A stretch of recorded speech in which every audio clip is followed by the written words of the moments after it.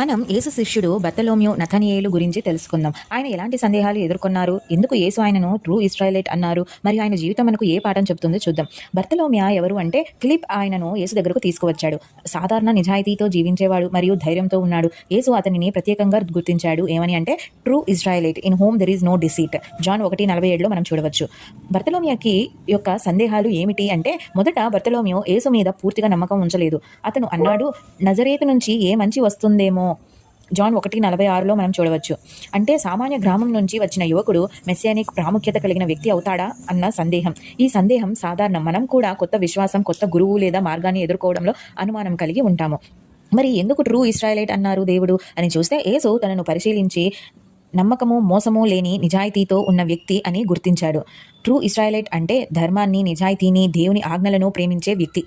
బర్తలోమ్యు ధైర్యంగా, తప్పులు, అనుమానాలు ఉన్న అత్యంత విశ్వాసవంతుడిగా యేసుని అనుసరించాడు. మరి యేసు తర్వాత బర్తలోమ్యకు ఏమైంది? యేసు పునరుద్ధానం తర్వాత బర్తలోమ్యు సువార్తను వ్యాప్తి చేయడం ప్రారంభించాడు. సాంప్రదాయం ప్రకారం ఇండియా, ఆర్మేనియా, ఇథియోపియా వంటి ప్రాంతాల్లో యేసు సువార్తను బోధించాడు.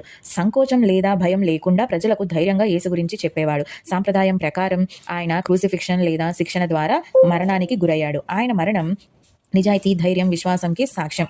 నిజాయితీ, ధైర్యం, విశ్వాసం ఇవే నిజమైన శిష్యత్వ లక్షణాలు. చిన్న సందేహాలు ఉండడం సహజం, కానీ నిజాయితీతో దేవుని మార్గాన్ని అనుసరించండి. మీరు కూడా బర్తలోమ్యలా ప్రజలను యేసు దగ్గరకు తీసుకురావడం ద్వారా ప్రభావితం కావచ్చు. బర్తలోమ్య కథ మనకు చెబుతుంది, నిజాయితీ, ధైర్యం మరియు విశ్వాసంతో జీవించిన శిష్యుడు ఎల్లప్పుడూ ప్రభావవంతంగా ఉంటాడు. మీరు కూడా అనుసరించండి. మరిన్ని బైబిల్ కథలు తెలుసుకోవాలంటే మా ఛానల్ సబ్స్క్రైబ్ చేయండి, లైక్ చేసి షేర్ చేయండి.